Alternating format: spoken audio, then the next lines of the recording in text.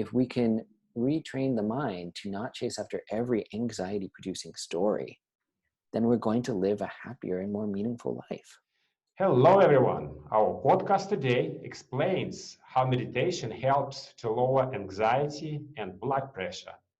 Our guest today is Lodro Rinzler, meditation expert, co-founder of MNDFL meditation studios in New York. Lodro is the author of 6 meditation books.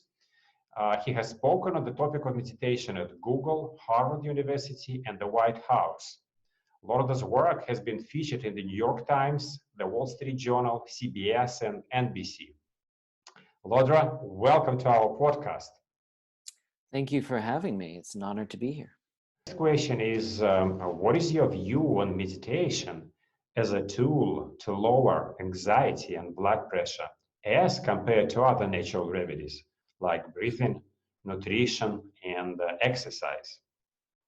Yeah, I mean, I think all of those are really important and also just great complements to meditation, in the same way that, when we feel well rested, when we feel nourished by the food we eat, we just feel better to be in the body. And, meditation is, in some sense, there's many forms of meditation. I should start off by saying that. There are people who do mantra meditation, there's people who do sound meditation.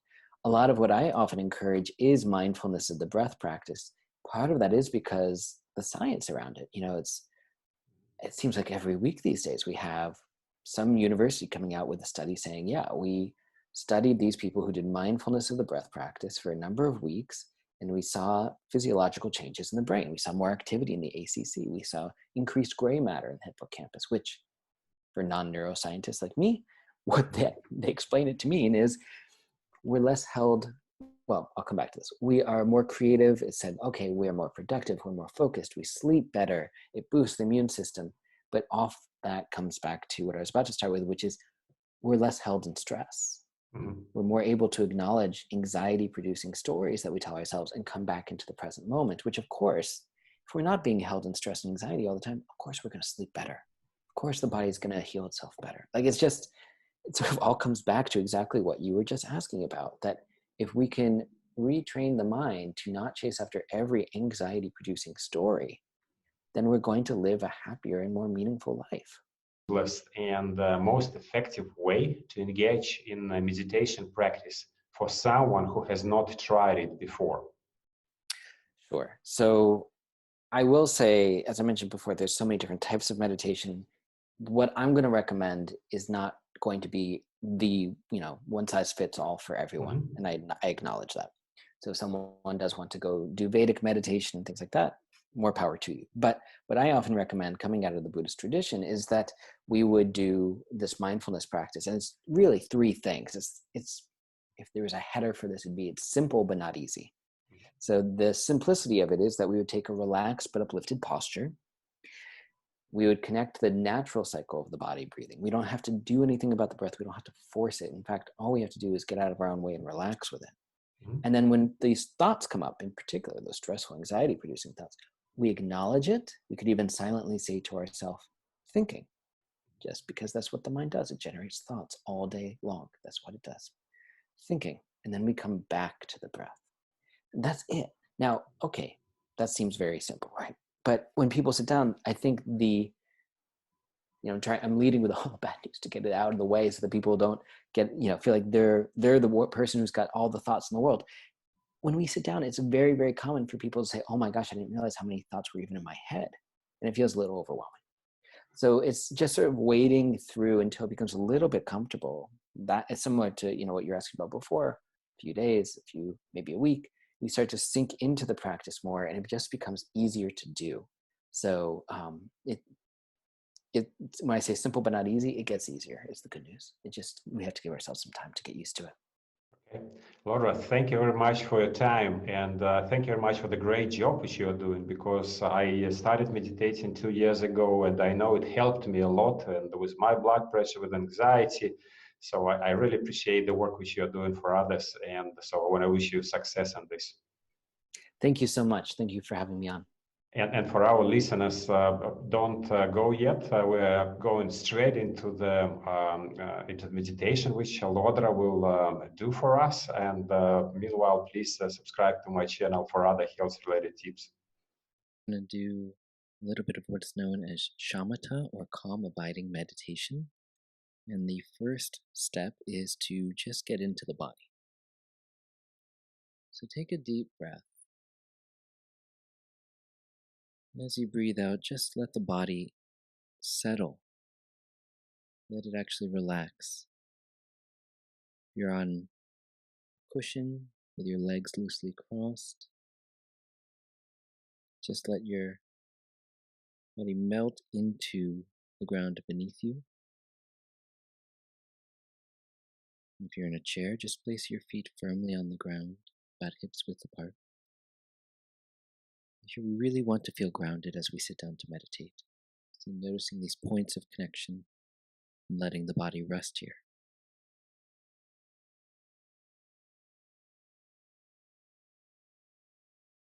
From this strong base, we can lift up gently through the spine, almost like there is a string at the top of your head pulling you straight up.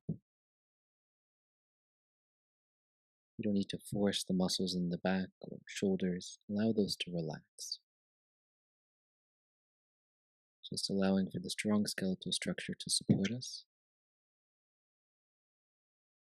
One way that you might find some support for the back would actually be to just pick your hands up at the axis point of your elbows and drop them palms down on your thighs.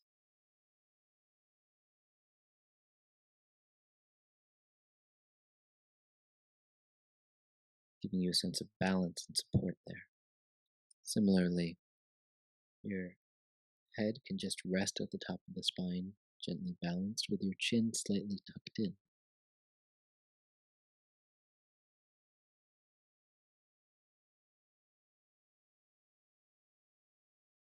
Relaxing the muscles in your face, increasing your forehead.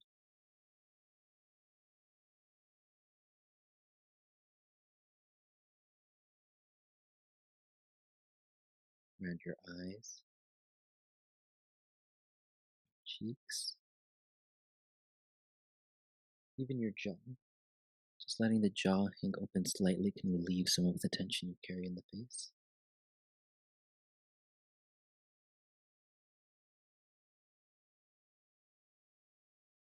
You can choose at this time to either close your eyes, letting the lids gently shut, or keep the eyes open. Here we're just waking up to the present moment, so you might enjoy resting your gaze a few feet ahead of you on the ground, in a very loose and unfocused manner.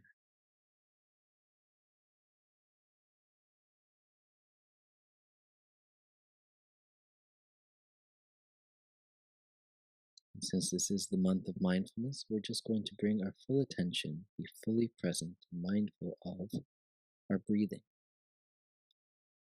So just breathing in and breathing out normally, as you've been doing as I've been talking this entire time. But now we're going to pay attention to it. So noticing the sensation, physical aspect of breathing in and breathing out.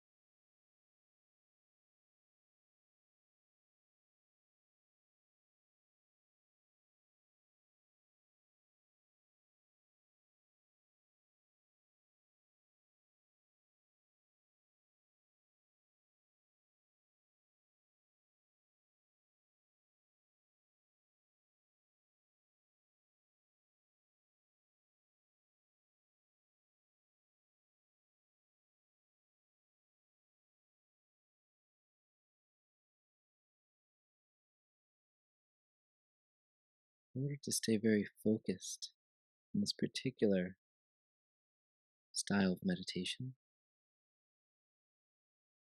we're going to count each breath. So as you breathe in and breathe out, you might notice that at the end of the out breath, there's a very slight gap before the next breath comes in. In that gap, you could silently say to yourself, 1. The breath enters and then leaves the body. 2.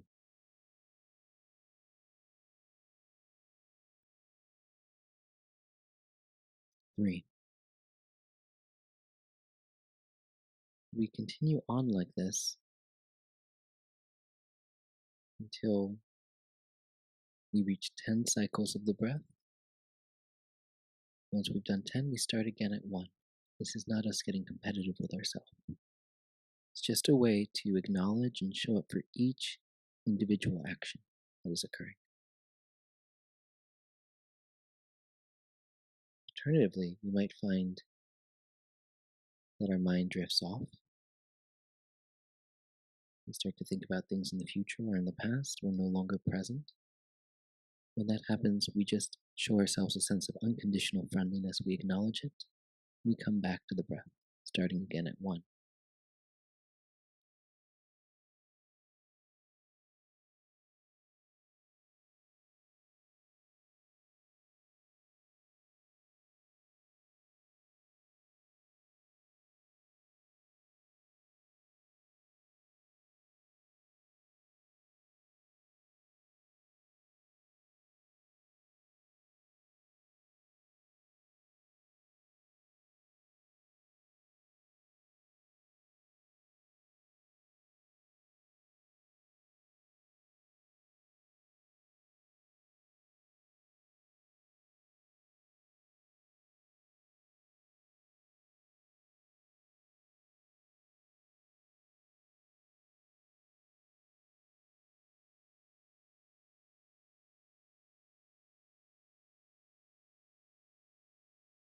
When the mind feels very busy, we might have the tendency to want to beat ourselves up. Oh, I should be better at it than this. It's so simple.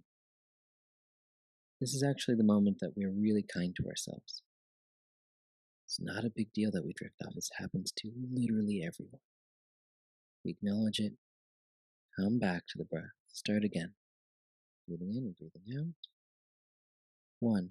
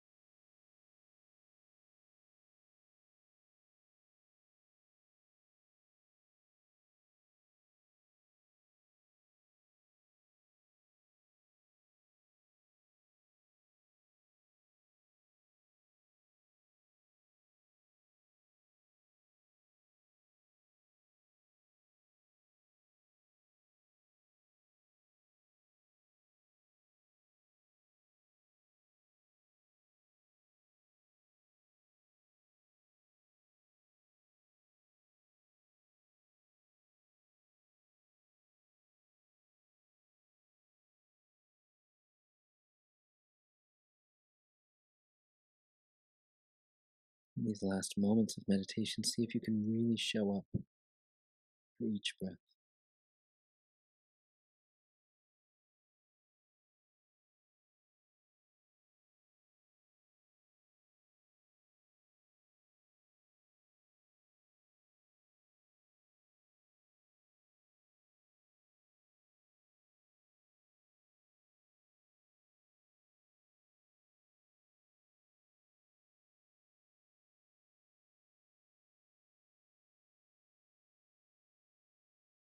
To close our session, we're going to take 3 deep breaths, breathing in through the nose, then out through the mouth, calming the nervous system.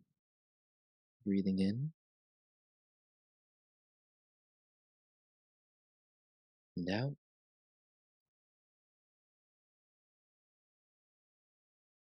In, out. Last one. In, out. That was your daily practice. Congratulations.